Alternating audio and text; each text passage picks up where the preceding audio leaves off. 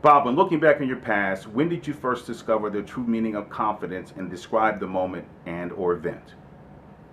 I probably have an example early in my banking career where I was passed over for a promotion, and was disappointed to say the least around that, and took a little bit of time to reflect on the situation. Um, Realized that if I were going to be considered for the next opportunity, that I needed to set myself apart from the other 30 people that were chasing the same opportunity. And so, I started to look around the organization at those people who were successful, and I started to emulate them. And one of the first things I did was I came in a little bit early in the morning, and I stayed a little bit later in the evening from everyone else, and continued to look around to see the traits that those who were very successful had, and I started to copy that.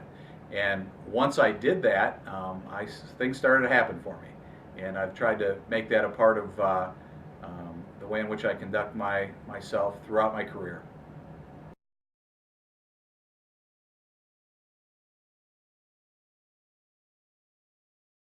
What characteristics are most important to you as a leader? I have, and our company has, four core values that we really believe strongly in, and I believe strongly in them personally. First one, I think, is integrity. If you don't have integrity as a leader, no one's going to want to follow you, and no one's going to want to do business with you. And I think so. Integrity is probably the absolutely the first characteristic. The second one, I think, is respect and inclusion. You have to give respect and be inclusive, regardless of your audience and your employee base. And I think when you're giving respect and you're inclusive in your activities, I think you get respect back.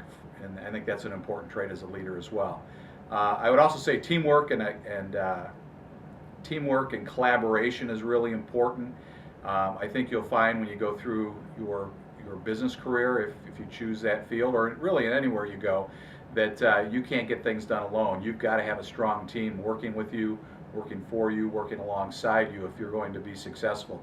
And collaboration, I would say, is creating an environment where people really want to work with you and collaborate with you to get results. So I think that's very important.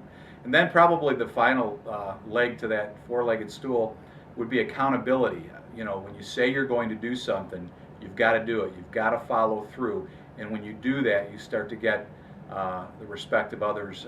And I think it's a very important component of leadership.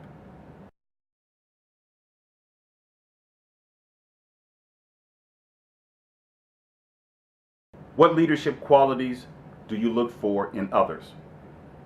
Since we're talking about swagger, I'm going to say that I'm looking for a little bit of that. I want somebody that's going to come in and demonstrate that they have confidence, conviction beyond their beliefs. So if they're going to come in and tell me maybe a little bit about themselves, I want to make sure that they really believe in themselves, that they've got confidence to go forward and help deliver what we're looking for as a banker. So I think confidence is really important. I'm looking for someone who has an open and honest, direct nature to them, who gives good eye contact, has a warm sense about them in their conversation, but also is very direct in their conversations.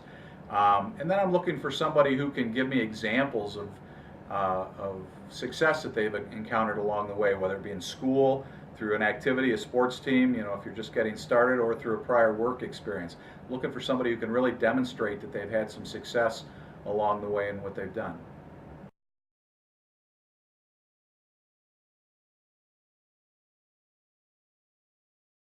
And then final question, as a leader, how do you keep yourself motivated when facing tough challenges? That's a great question, because we've, as a banking industry, just come through some of the most challenging times that I've certainly seen in my career. And I would tell you, you can get up every morning and look for challenges or things that aren't going right, and you'll find those every day that you wake up.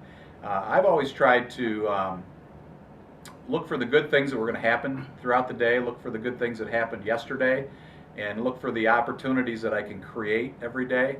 And then when I've got to deal with a tough situation or I'm in a tough environment, I try to compartmentalize that, deal with it the best that I can, and then when I'm done dealing with it, put it on the shelf and move on and stay focused on those positive things that are going on in my life and in my business career.